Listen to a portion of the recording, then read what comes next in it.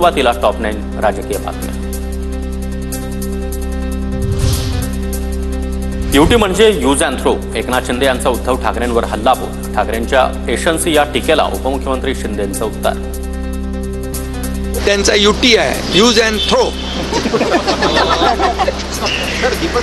असं म्हणू, वापरो और फेको। उद्धव ठाकरे गोंधळलेल्या अवस्थेत। ठाकरे गटाच्या पायाखालची वाळू सरकली।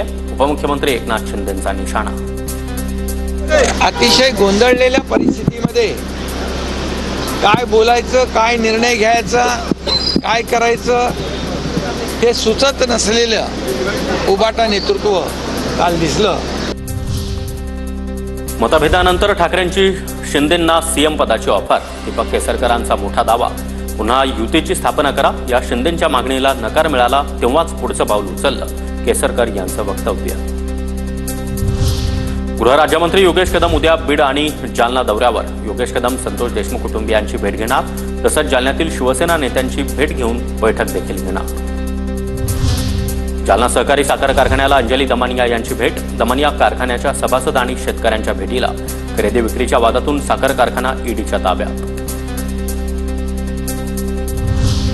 कुणाल कामराला शिवसेनेचा प्रसाद काय असतो ते दाखवणार, कुणाल सरमळकर यांचा इशारा। कुणाल कामराला पोलिसांचं तिसऱ्यांदा समन्स। कामरामध्ये हिंमत नाही म्हणून तो पोलिसांच्या चौकशीला सामोरं जात नाही, सरमळकर यांची टीका। शिवसेना स्टाईल त्याचं स्वागत करणार शिवसैनिक 100% मराठमोळ्या पद्धतीने। राज ठाकरेंच्या सूचनेनंतर मनसे आक्रमक। लालबाग परळमधील आयडीबीआय आणि कुलाब्यामधील मुंबई बँकेत जाऊन मनसे कार्यकर्त्यांकडून बँकांमध्ये विचारणा। मराठीत काम झालं पाहिजे, मनसेची आक्रमक मागणी। सांगोल्यामध्ये ठाकरेंच्या शिवसेनेला धक्का बसण्याची शक्यता। दीपक आबा साळुंखे भाजपच्या वाटेवर असल्याची चर्चा।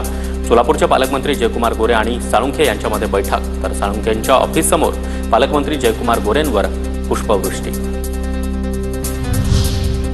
सदाभाऊ खोत यांच्यासारखी माणसं भीक मागत फिरतील। स्वाभिमानी शेतकरी संघटनेचे नेते राजू शेट्टी यांचा हल्लाबोल। मला राज्यपाल करा अशी जाहीर सभेत सदाभाऊ खोत यांनी वक्तव्य केलं होतं।